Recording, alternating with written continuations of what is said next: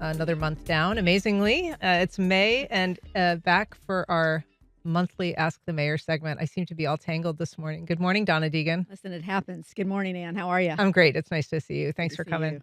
you. I want to start just with kind of a lighter subject Okay. because we're hearing a lot these days about Travis Hunter. He's the new two-way player for the Jags. You're a pretty big Jags fan. Huge Jags fan. I Yeah. want your thoughts. And have you had a chance to meet him? I did. I met him the first day the Jags brought him into town. He's just a delightful young man, and I'd give him a little bit of grief because he initially had committed to Florida State, and I Right. said, I want you to know, you were in the doghouse with me at first, but you've redeemed yourself today. And he was very gracious and fun, and it sounds like he's just full of personality, and I'm looking forward to seeing what he does on the team. It sounds like it's gonna really spark just some enthusiasm, some interest for people who are just dying to sort of see him in action. It's so funny, Anne. This the fan as fans, we're all the same, right? We get to, "Well, how dare we not make the playoffs?" And okay, I'm gonna rip up my. And then the second that the new season starts, or we get a great player, or we're all just full of optimism again, and I just love it. It's just the nature of being a fan, but people are truly excited, and I personally hope for Trevor Lawrence that he has the additional weapon that he needs. That's going to be quite the one-two punch with him and BTJ, I think. Yeah. Well, hope springs eternal for the Yes, Jaguars, right? yes, yes. All right. Less fun topic. So this has been generating a lot of heat, and not just locally, but from some state politicians, including the governor. This is this gun registry that the state attorney, Melissa Nelson, is investigating Mhm. as to whether the city has been keeping illegally logs of gun owners' information at city buildings. Um, I know that you've provided some information. Your office has provided information to the Yep. state attorney as this investigation is ongoing. What can you tell us about any of the latest that you're hearing about this? I know that a number of former city staffers, current city staffers, have been asked to provide some information and have been subpoenaed. Yeah, I can honestly tell you the same things that I have told you, Ann, because we're respecting the state attorney's investigation. We're going to let her do her job and have full faith and confidence in that. But I will simply say again that we are complying with everything that we're being asked to do. There's a great volume of information that we've been asked to provide, emails and communications and things, and we're providing all that.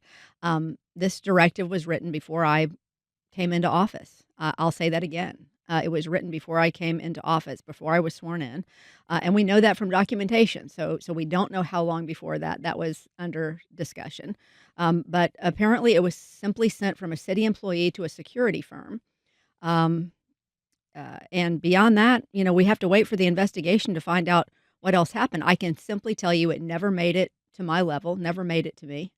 Um, and as soon as I found out about it, we stopped the practice, and we've now put some proactive steps into place to make sure that we're aware of any former procedure or policy that we might not have been aware of, and we're going to continue to move forward with making sure that the proper checks and balances are there, so that our basically what we're doing is we are asking our city departments to put together all policies and procedures, and we're gonna check those against state law, um, because obviously most policies and procedures would have been implemented before I came into office.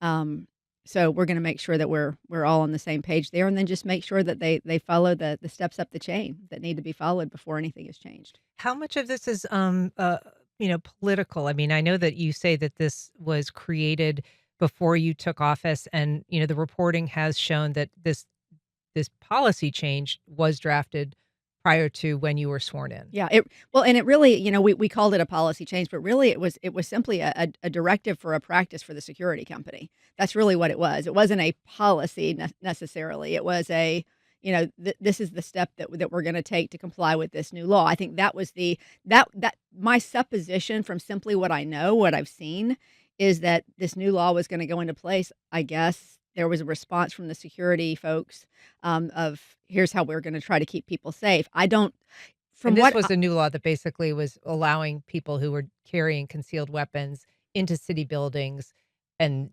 not that they were allowed to carry those. right. Previously, they had not been. Right, and so it looks like just a response to that, but we're not gonna know till the investigation is complete, and we are certainly, you know, happy to wait on the results of that and feel like that's the respectful thing to do. And then I should ask as well, because there has been some reporting since this about the city's hiring of the Bedell law firm, which has a connection to your general counsel, Michael Fackler. There's like kind of a father-in-law relationship with one of the principals of that law firm. Mhm. Are you comfortable that that hiring process is aligned with, all state and local requirements that ask for either disclosure or some sort of allowance if somebody is related to somebody in a contracted company? Well, the general counsel is the general counsel for the whole city. He is a separate and equal branch of basically of the government. So, what I was told, because I asked about this, assuming you would ask, is that was run up through both local and state ethics, and was approved. So, I don't have any reason to doubt that. All right. We are talking to Jacksonville Mayor Donna Deegan, and if you'd like to join the conversation, you can give us a call with a question or comment at 904-549-2937. You can email First Coast Connect at wjct.org, or you can reach out on social media and find us at FCC On Air. We've got a call from Douglas in Mandarin. Good morning, Douglas. Go ahead. Good morning. I called in about 2 months ago for the monthly mayor meetup, and I'm on Cordial Drive in Mandarin by Greenland Road and Phillips Highway, and we have one of the 4.3 miles of unpaved roads that are owned by the city, and we have gargantuan potholes that completely fill up with water, and the streets like undrivable. And I had heard that I would get a call back, but I've left several messages with the mayor's office over the last 2 months and haven't gotten any kind of return call Well, I about am getting. I am I am very sorry to hear that because I specifically remember your call and I remember asking that be addressed. So I want to, if you would not mind, can do. I don't want to take his information Yeah, we over can the. get it off the air. If I can get your phone number off the air, I will personally follow up on that today. Okay, thank you. You bet. Lot of folks, especially when it comes to this, is what people are interested in, and that's what they mostly want to talk about. When are you going to pave my roads? When are you going to make sure it doesn't flood anymore? When are you going to make sure that it's safer for my community? Those are the things that I think that people really want to know. And I'm sorry that call was never returned from my office, but we'll make sure that it is. Okay. Well, Douglas is back on hold, and we can get his number and you can contact him. We've got a call from Yasmina in Arlington. Good morning, Yasmina. Go ahead. Hi, good morning.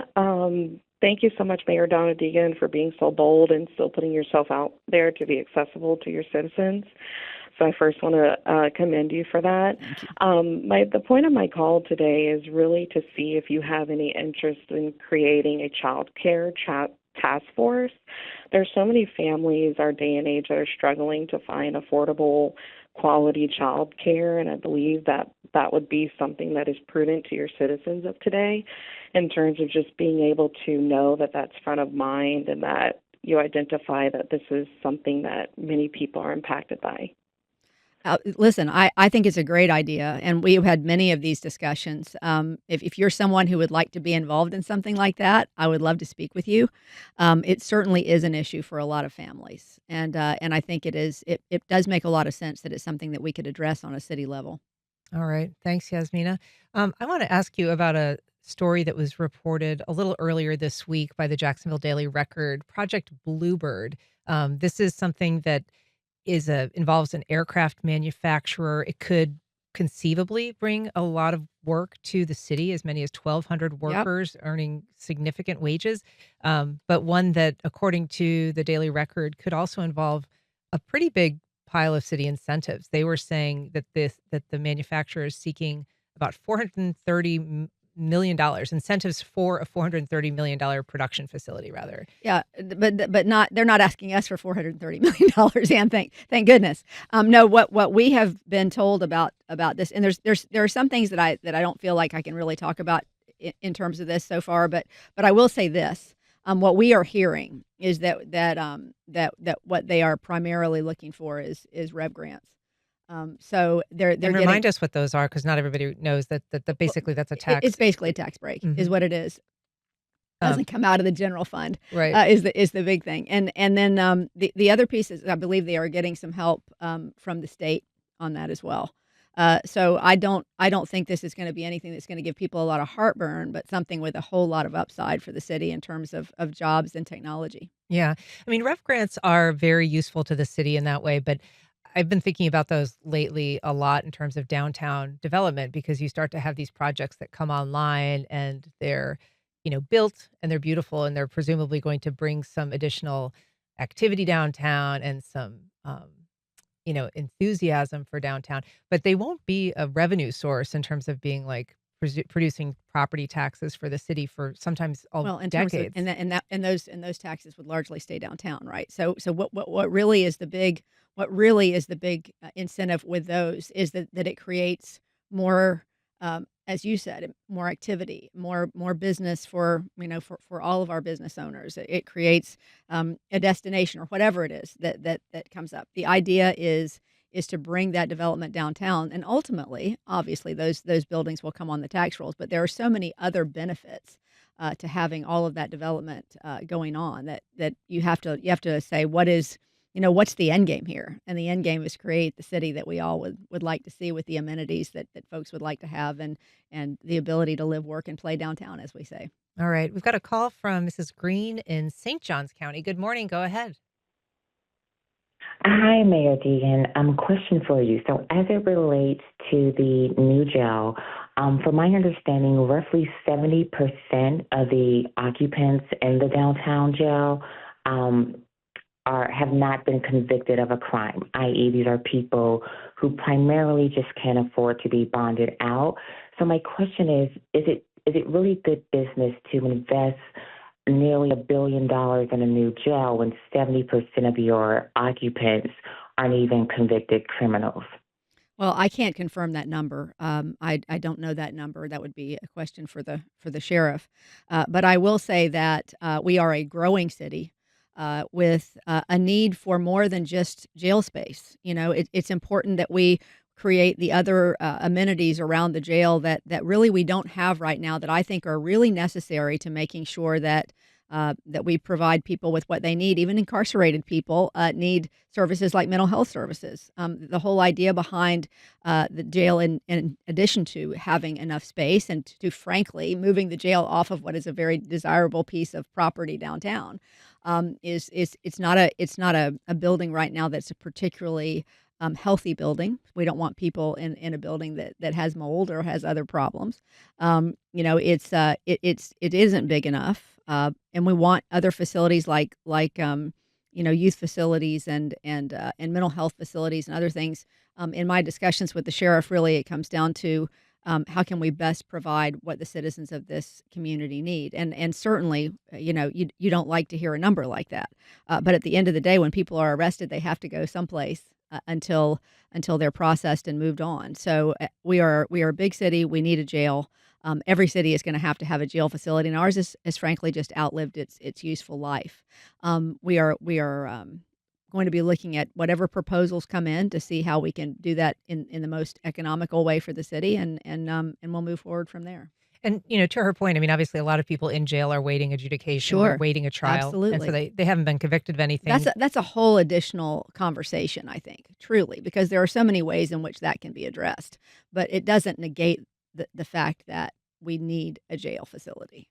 Right. Some areas have gone through this process of considering or implementing getting rid of cash bail, which is basically like if you aren't, being charged with a truly violent crime, and a danger to the community, that you're given an opportunity to basically report, on your own. What do they call it? On your Yeah, on your own recognizance, yes. right. Mhm. And so, some places have tried that out. It's been kind of controversial because, very often it means, for instance, if somebody was involved in an assault on their neighbor, Mhm. that wouldn't necessarily rise to Yep. that level. So they could just be, returned home. And it hasn't always worked out well. Has there ever been any serious discussion here that you know of for that kind of exploration, getting rid of the traditional bail bond system? I think there has been discussion. I don't think that it is something at this point that has really gotten any sort of real positive attention. from our legal from our from the sheriff or from the state attorney. But I'm sure those discussions are ongoing. Um, there's always got to be discussion on how we can be most efficient in those scenarios and how we can be fairest to people who are incarcerated. And I'm sure those discussions will be going on. The city recently opened a new process, a civil review process, and it's sort of one of those like we used to call it boring but important topics, Yes. because I don't think people necessarily think civil review, we're starting a new process, but it actually could have some major impacts for people who are trying to get business done in the city.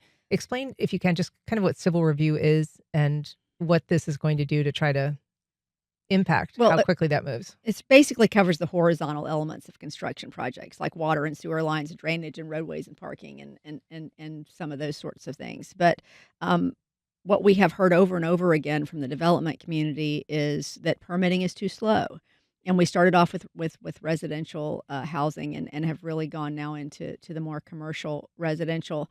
We had a number of conversations with Tony Slayman, who, as you know, has been a developer in our city for a very long time, and he said, "Gosh, I've been trying to get people to look at this civil review process for a long time. If we could look at perhaps bringing in outside professionals that could do some of this work, it would make the process move faster." So that's under review right now. We're trying to digitize things like we've done with the other permitting and other processes in the city so much. In fact, everything pretty much when we came in was paper. And so we're working towards getting things. I know it's crazy, right, in this day and age. We're working toward getting everything digitized and as part of Jack's Epics, but eliminating the paper is a big deal. And then we're looking also at an express lane that would allow a developer to pay an additional fee to move through the process faster, to get a review in a more timely Just manner like than. Disney. Yeah, just like Disney or just like your fast pass in the car. We're looking at all those things, but the bottom line is, time is money, and we if we want these development deals to move through, and we do, what we've seen happen in the past is they've taken so long that people have said, "Hey, we've got to back out or we have to start over." We don't want that anymore. So we're excited to work with our development community to make this a more streamlined process, and we were really excited to release that 8-point program that is going into implementation now.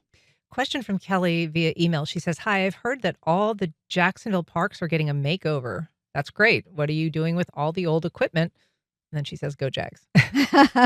That's a good question. I don't know the answer to that question. What we're doing with all the old equipment.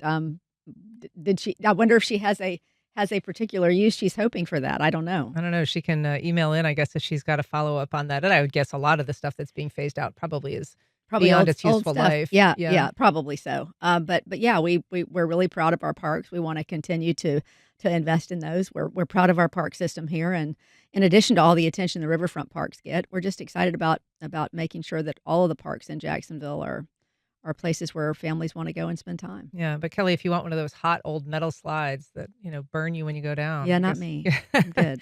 We got a call from Rick on the north side. Go ahead, Rick. Yes, good morning, Mayor and everyone. I was calling just a quick question. Dunn Avenue and Harts Road, they're doing some major construction. My only question is, when you go on your sign where it says coj.net, it doesn't tell you what they're doing on Harts Road, nor is there any signs letting us know what's being taken place and how long. So that would be my question. Thank you. Okay, well, thank you for the call. We have started a brand new process that we really started to draw attention to everything that was going on downtown, but then also expanded that for what the projects that we're doing all over the city called I Dig Jacks. We want every community to know that we're proud of Jacksonville and the things that we're doing to improve it, and we want them to take pride in their community. In a perfect world, when you go on to that site, you'll see what's happening on those construction sites. So I'll make sure that I add that one to the list of ones that we can put information on. All right. Thank you for the call, Rick. Another new initiative that you kind of rolled out in the last couple weeks was this new small business incubator that is in the Brentwood neighborhood, and the first of what is planned, I guess, 4 total of these. That's right. Yeah. So What is it that this is going to do that the Jacksonville Small Business, program is not able to do? Well, look, what we really wanted to do was to go into the heart of Brentwood, where we know there are a lot of small business people, and they have asked for help for many years. We need tools. Some of us don't have transportation to get certain places. We need to make sure that we are providing the tools for small businesses to make sure that in those critical first years and after that they can succeed, not just be developed, but succeed. So that center is going to make sure that it provides, workforce development, training, all the things that a small business person would need to be successful. And then that, because it's there for follow up too. That's really an important piece of this.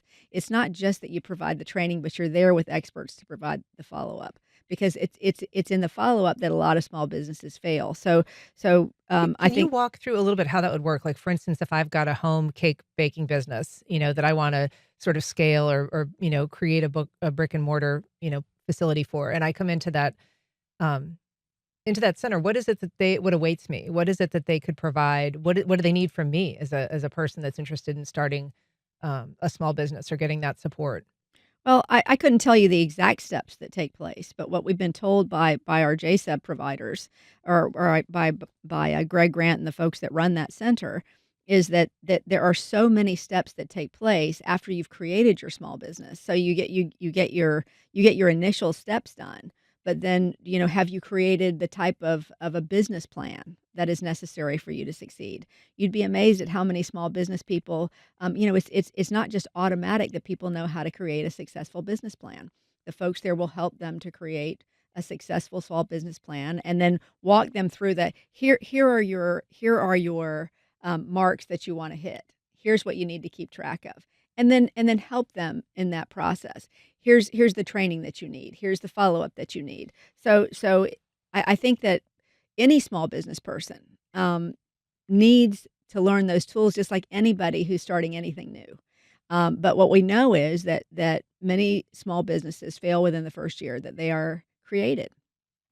And I think a lot of that has to do with the fact that they haven't put those essential plans in place and had the follow-up that they need. Are they gonna be able to help, secure some financing? Is that another thing that they can provide, or is it more just advice? Well, we've done that in other ways with other city programs, and I know there's also I believe there's a chamber program that does that as well. But I would say for our part, this is more about making sure that people have the training that they need. Now, I will say that we've increased the number of JSEBs by 30% and added $22 million in contracts to them through the city this year. So we are helping them to succeed by making sure we're hiring those small businesses. We've created $2 million in micro grants, for businesses. But a lot of this has to do with providing the support and the training that's needed, and even job seekers who come in, not just small business people, people who are seeking job training, specific jobs that they want to work toward.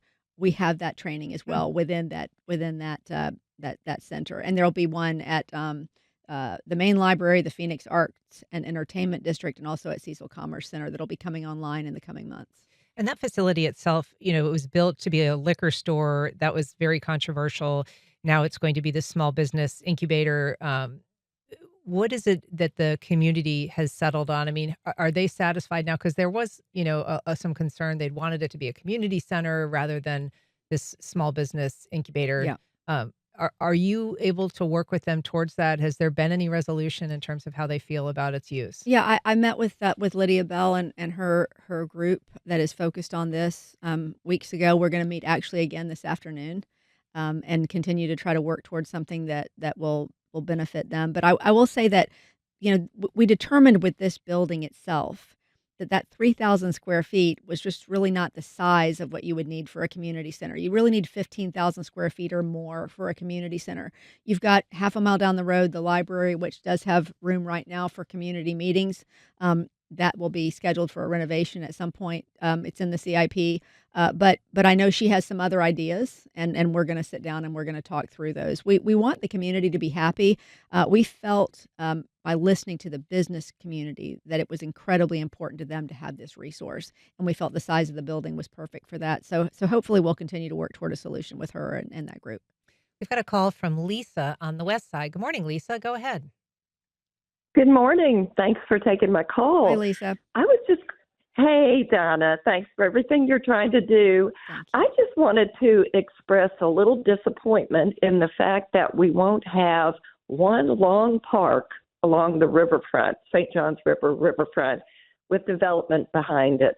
So many people are disappointed along with me, and it looks like we're somehow making a swap with some organization for the University of Florida deal that's going on. I just am sorry that we can't be like some of these other major cities that have huge riverfront parks that bring in the people like you were talking about earlier, and then they frequent the private businesses behind the parks.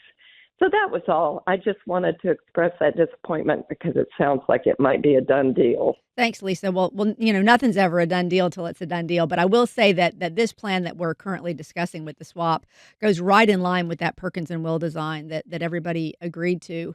It's not the big, monstrous, tall building that people were very opposed to, and it does provide some amenities for the public in it. I think it's really important when we look at these spaces. There's so much green space, that wonderful playground, the wonderful green space closer over to where the symphony is. And there's green space all along the riverfront, Metro Park, and all of the things that are going to be there. But we have heard over and over again how important it is to activate these spaces. In other words, have people who are living there, have amenities that draw people in, so that these parks are activated with people on a regular basis. And I think it makes sense, but also it's the design that was initially agreed To to. Lisa's point, though, does that land swap that's being proposed for that Riverfront Plaza area impair the ability to kind of access along the Not at full all. waterfront? Not at all. Not at all. In fact, it's set back from the waterfront. You have the playground. You have all the access points along the water. You have the continuous river walk that goes all the way down, and then all of that connects to the Emerald Trail, which is miles and miles and miles of green space. So we are not going light on the green space. That is a priority for me too, and I think this is a So it'll still be an accessible. It just may not be all of it a parkland, but it would still be the water It's a very riverfront. it's a very small parcel compared to the rest of the park there. But it doesn't interrupt the river walk, I It guess. does not interrupt Okay. the river walk in any way. All right. Thanks for clarity on that. One question from Tom on the west side is probably the last one we could do. Tom, just briefly. Yes, actually a comment. I just wanted to say that any new amenities that are going to be added to the jail would be more than offset by the increased suffering that the transportation of people to court appearances is going to cause for the inmates in the jail. They're going to be missing meals. They're going to be confined in small spaces for long times, for a long period of time. It just is very unpleasant experience, just even being transported from the jail right near them. It's also going to increase cost for the city. And, I just can't see how we can't just invest the money in economic development and obviate the need for a new jail. Yeah, this Thanks, is Tom. it's a popular topic for sure. But look, we haven't even decided a location for the new jail yet. We don't know how close in or far out it's going to be. I think there are some assumptions that are being made. We don't know yet, and that's something that we'll work on, with the sheriff and with whoever brings us proposals. This is a long way from being a done deal. Yeah. All right. Well, we're going to let you go. Mayor Donna Deegan, thank you so much for being here today. Really appreciate Thanks, it. Ann.